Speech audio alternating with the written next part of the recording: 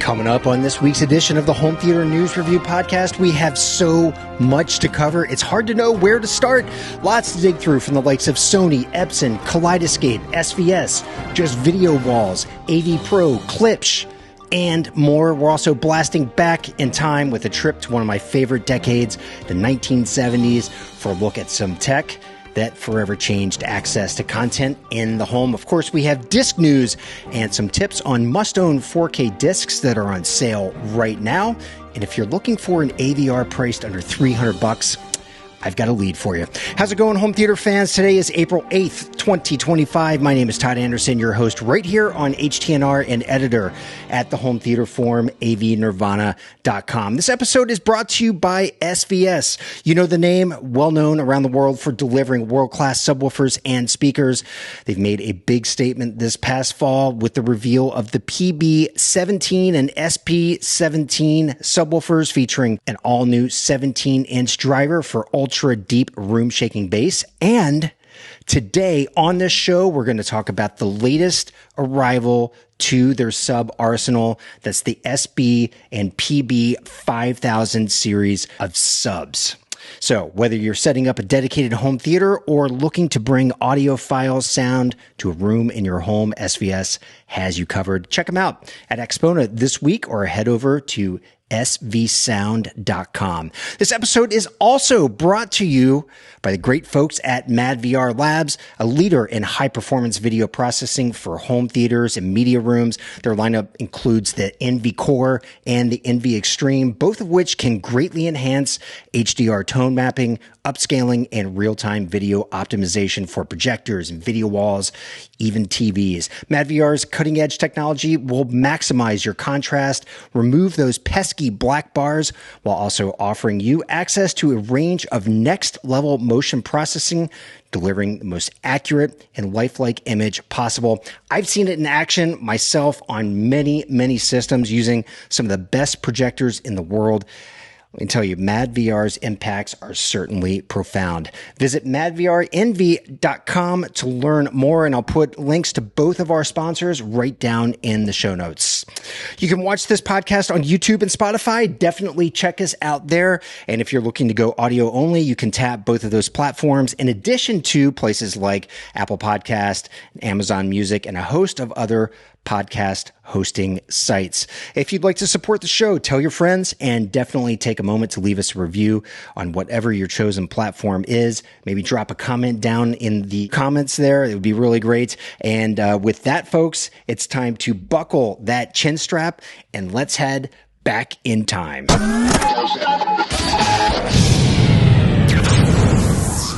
All right, we fired up the flux capacitor and set the dial to April 16th, 1975. We're in Tokyo, and Sony steps onto the stage and changes home entertainment forever with the launch of the Betamax, the first video cassette format made for the average consumer. Sony had spent the early 1970s developing a home-friendly version of its U-matic broadcast technology, and the goal was simple: to let people record TV shows at home. And the result was a palm-sized cassette in a signal format nicknamed Beta, a nod to the shape of the tape path inside of the little machine. And add max for maximum, and voila, Betamax was born. At launch, Sony introduced two different products. We have the SL6300, that was a standalone Betamax VCR, and the LV1801 that housed a 19-inch Trinitron TV. There's a name that you don't hear too often anymore, Trinitron, but that was big in the 70s, 80s, and 90s, but had a 19-inch TV with a VCR built right into the cabinet. And the price tag, well, at the time, it was about $2,300 US. That was a hefty chunk of change back in 1975. In today's money, that would run you about $1,300. $100, if you can believe that. What you got was pretty much revolutionary.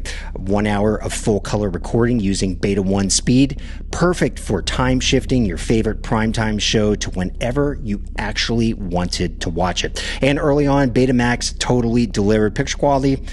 For the time, it was quite excellent. The cassettes were compact, so it made them a little bit easier to store, and the whole system just felt premium. And then just over a year later, well, VHS arrived with two huge advantages: longer recording times, and it was an open licensing model. Big challenge there for Sony. By the late 1980s, Betamax's market had dwindled down to single digits. Sony officially stopped making Betamax decks in 2002 and tapes in 2016, which, frankly, the latter date is just really shocking to me. Having lived through the Betamax era, actually having owned one in my own home, it seems like it died off in the early 1990s, but that's not to diminish the technology's impact. It was the first one to bring time shifting into the home, giving the viewer the power to watch content on their own schedule. A really big deal. Such a big deal that it's a concept that pretty much defines home entertainment today.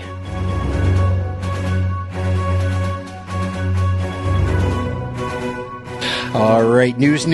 Before we dive into the news, couple of forum topics I want to spread out there for you all to take in. Number one, we have a brand new review that has dropped over on our homepage. Sonny Parker has reviewed Storm Audio's ISP Elite MK3 processor. Folks, this is hands down the most comprehensive and lengthy review we've ever published on our website. It's really, really fantastic. So if you're interested in that kind of technology, go over and check it out. And as a little bit of a bonus, and I say a little, it's not really all that little because it's really big, he also dives deep into exploring how to set up Dirac Live active room treatment, or ART. So really interesting stuff. Great review by Sony. So head over and check that out. Also, in the industry news column, two things to bring to your attention. One, we have finally posted our Meridian Audio factory tour. That's something that I handled, and just what a great day. Really enjoyed spending time with them at Meridian Audio, and just a beautiful facility. So something you definitely want to go and check out. Also, we just announced that John Mulcahy is joining Sonny and I on AV Nirvana Live. This is the first time, John, who folks out there, if you know Room EQ Wizard or REW, then you know John Mulcahy. He's the author of the software. This is the first time he's appearing on the internet to talk about REW. So look, we're going to check in with him about his life, get a backstory on him and how he started Room EQ Wizard. It's going to be a lot of fun, so definitely mark your calendars for April 30th. Again, if you look over in our AV industry news column, you'll find a story about it with links to where you can watch.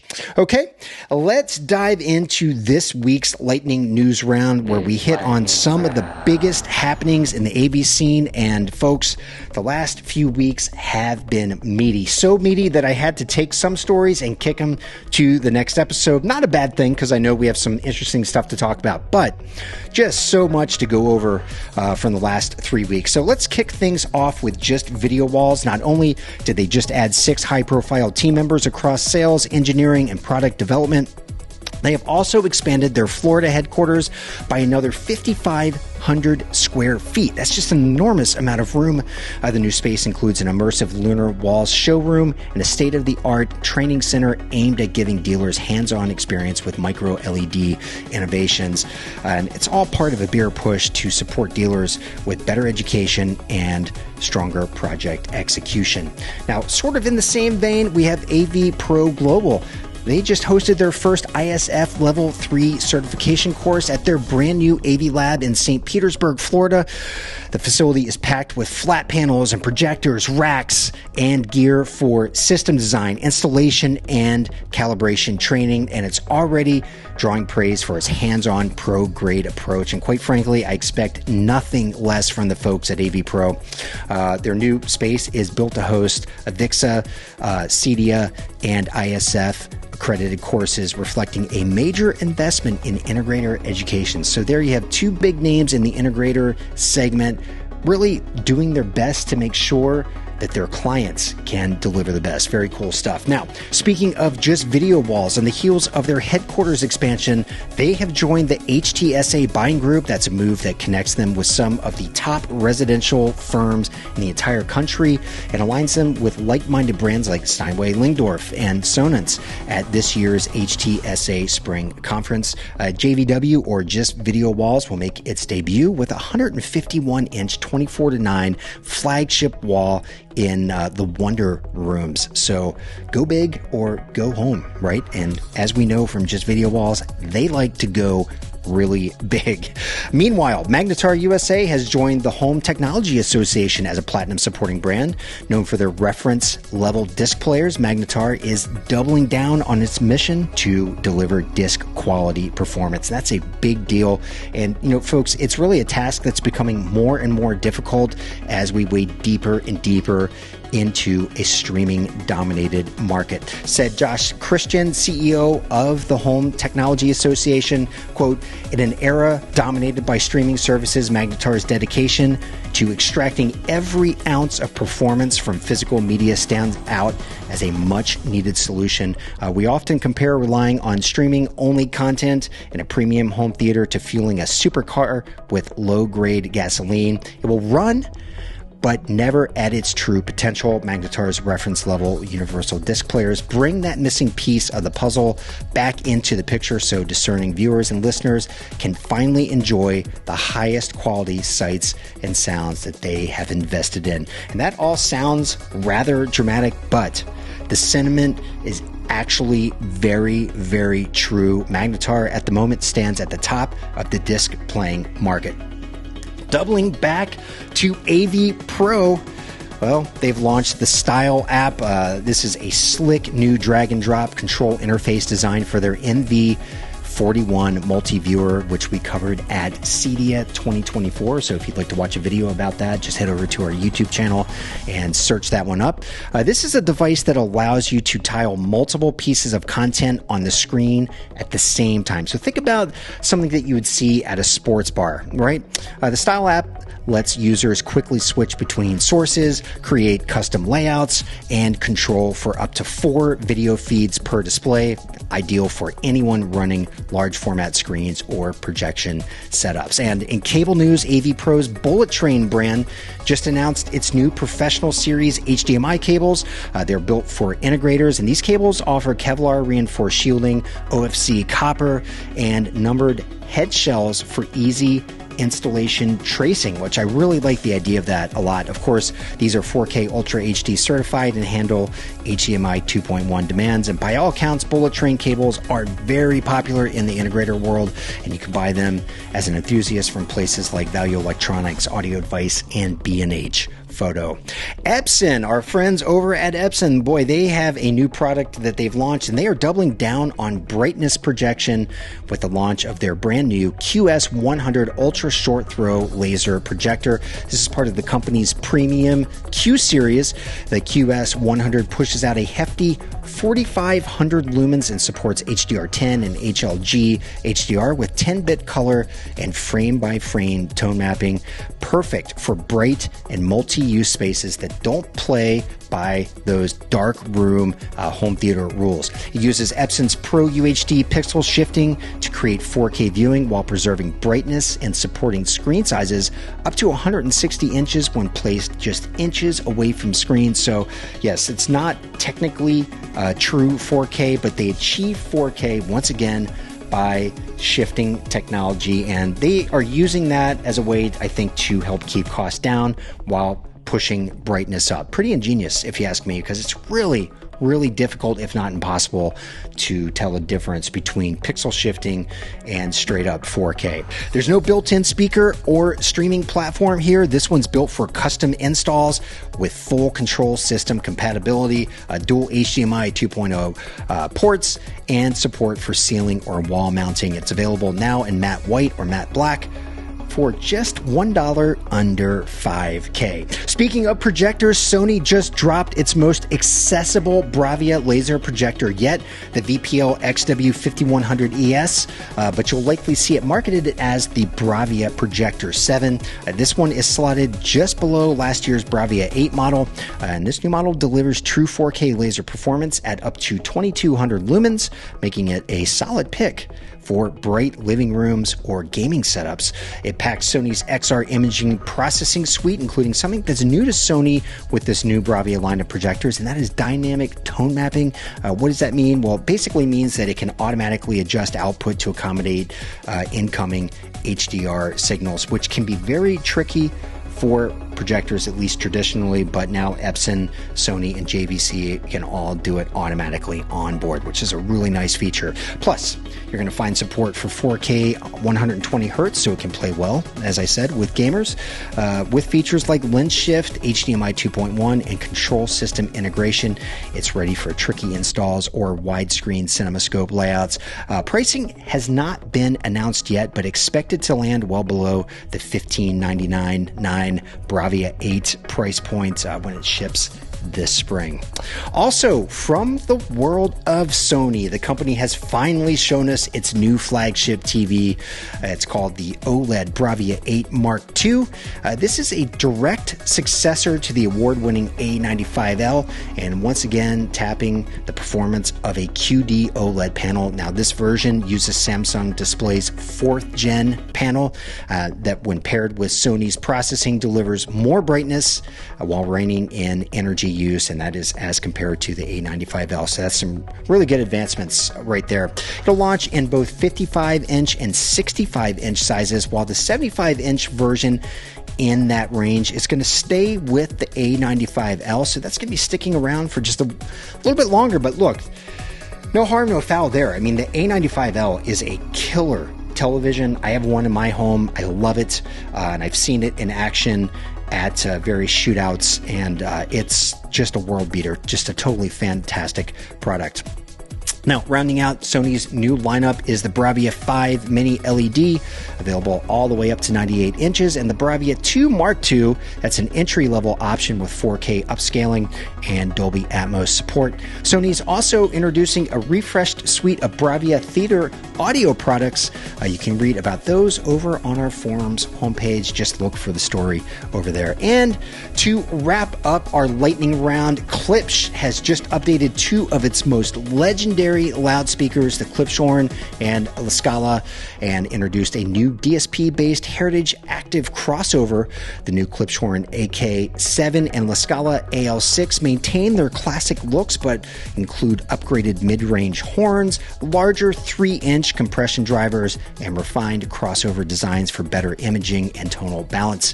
The La Scala also now features a vented folded horn woofer, giving it deeper bass than ever before. Now, for those of you looking just to go all in, Klipsch's brand new $3,499 Heritage Active crossover unlocks precision, time, alignment, and adjustable frequency controls.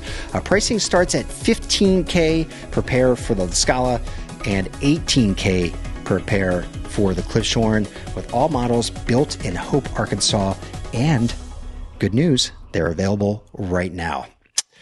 Now for our first of two featured news stories, and this first one will appeal to those of you who have had your eye on Kaleidescape but weren't quite ready to shell out for one of their high-end players. Kscape has launched what they are calling the Strato-M. This is a compact, lower-priced movie player designed to bring the company's hallmark video and audio fidelity to a broader audience. Retailing just shy of $2,000, the Strato-M is a true standalone player that houses 2K video performance and supports all the lossless audio formats you'd expect, including Atmos, DTS:X, and legacy codecs.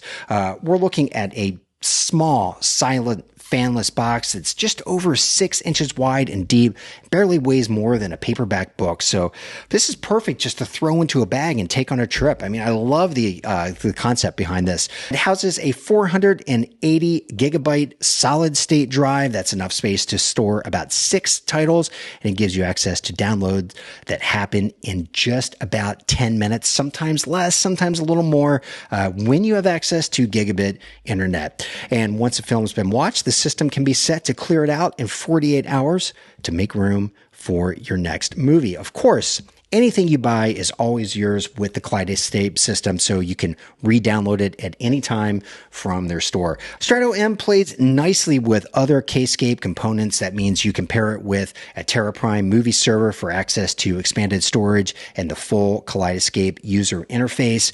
So if you have a system already in place and you're looking for kind of a compact device that you can take on the road, or maybe put out in your gym, or with a TV that's in a smaller room that's not used all that often, this makes a fantastic option for that. In terms of video, it's spec'd to provide reference quality 2K output.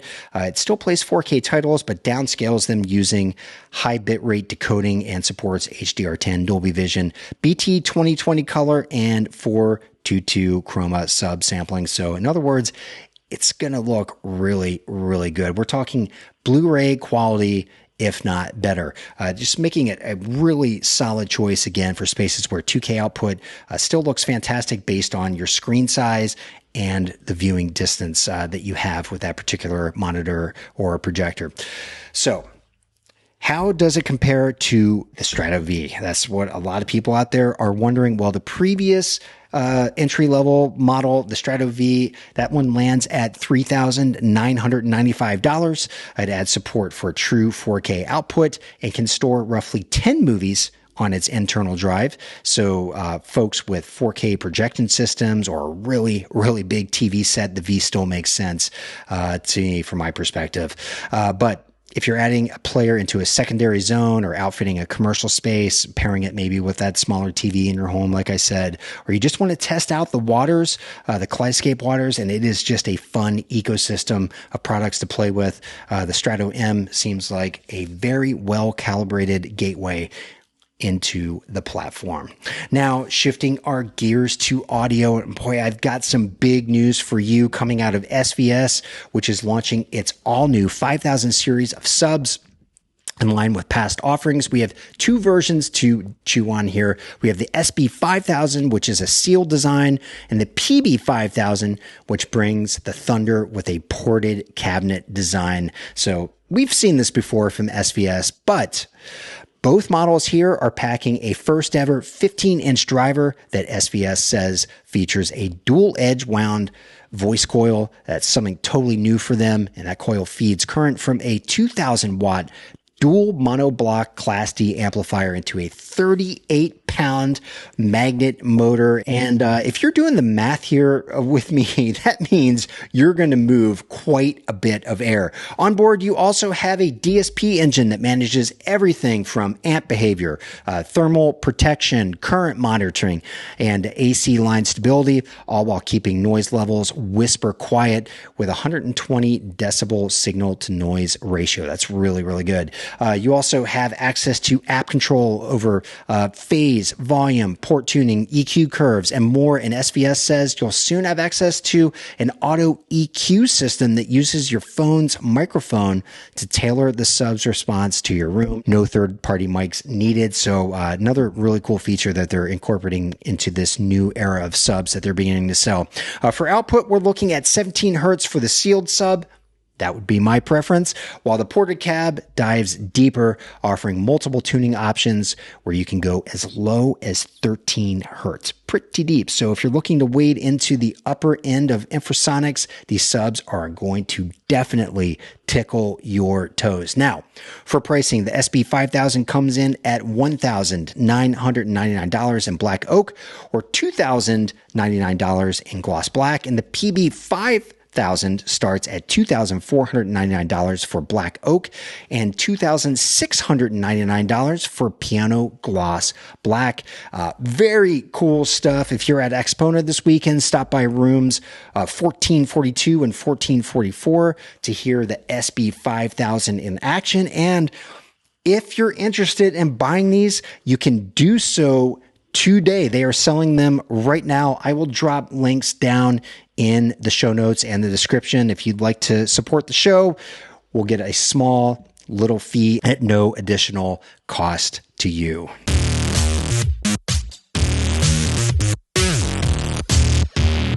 Turning our attention to discs and entertainment, Michael Scott has several new reviews on our forum's homepage at avnirvana.com.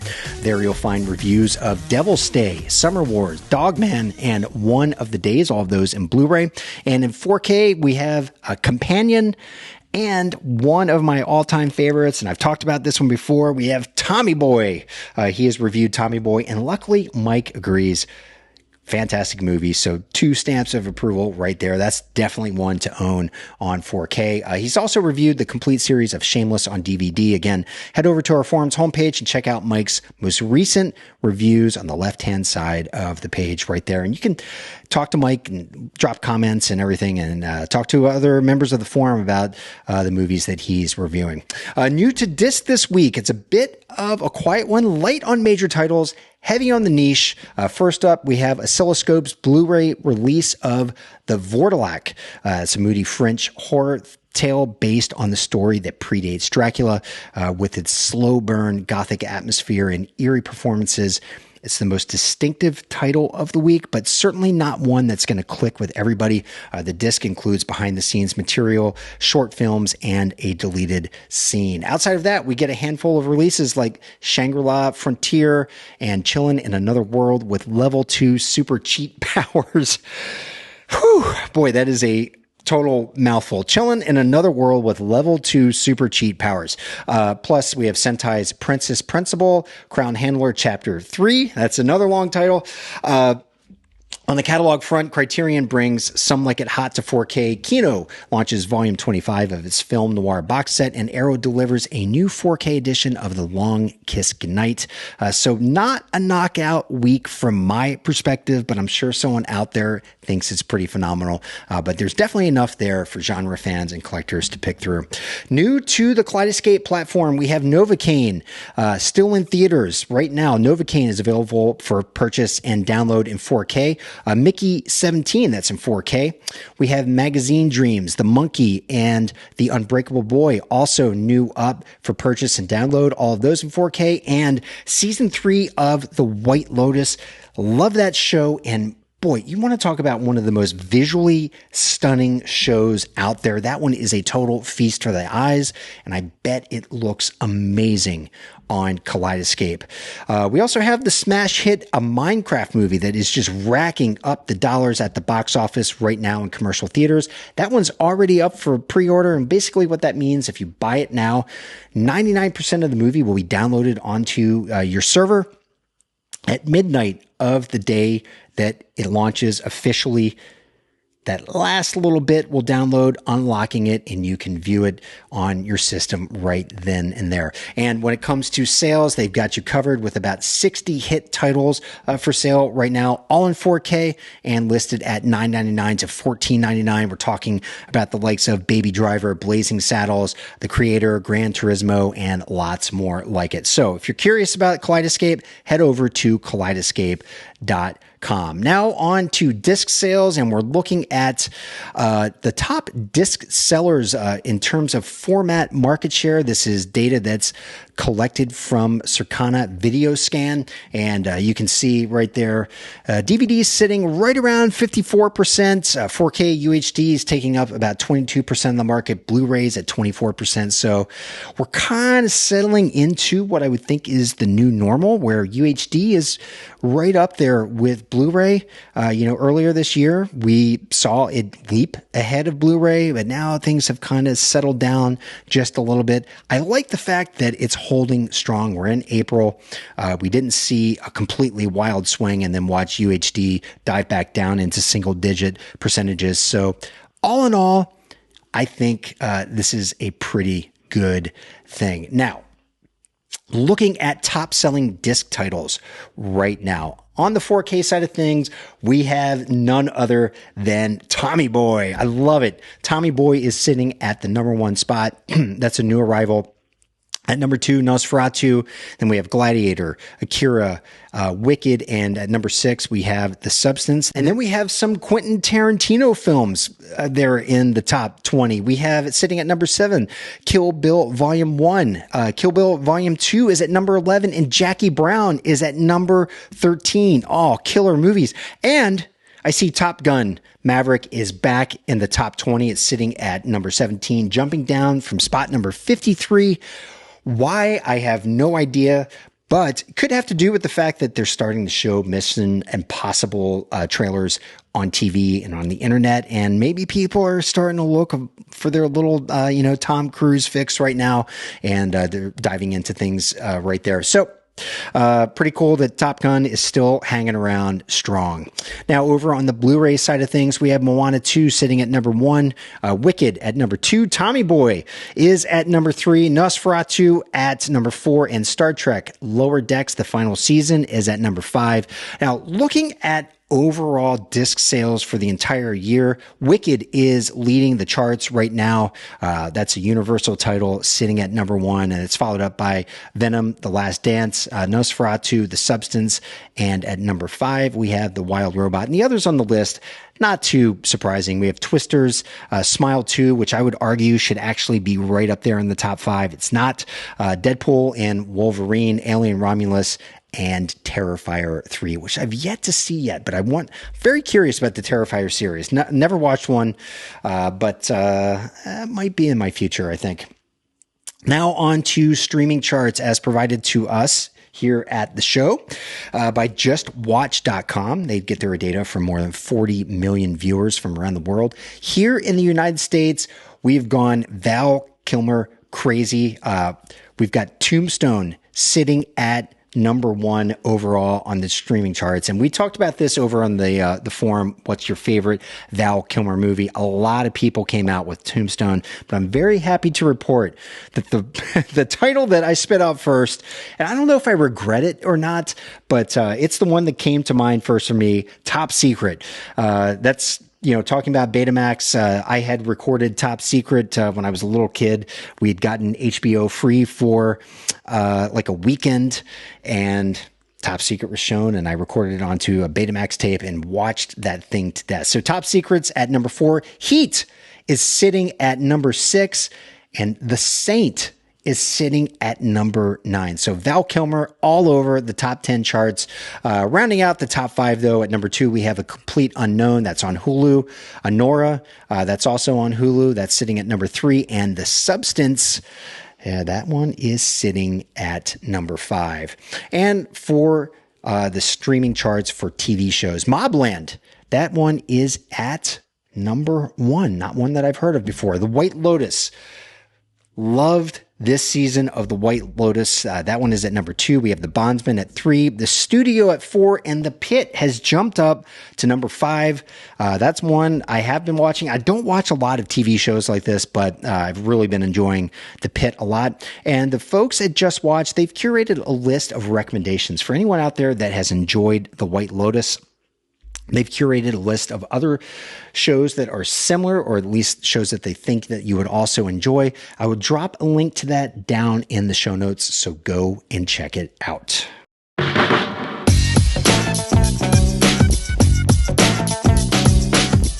All right, we're to the part of the show where we talk about our deals, and we're going to kick things off with our disc deals of the week. We've got The Unbearable Weight of Massive Talent, 4K. That's Nicolas Cage. Really fun movie. Just $10.99 right now on Amazon.com. We also have Parasite. That's also on 4K Ultra HD disc for just $12. If you've not seen that movie, and I think everyone out there has probably seen that movie, but that is a movie you definitely need to have in your collection.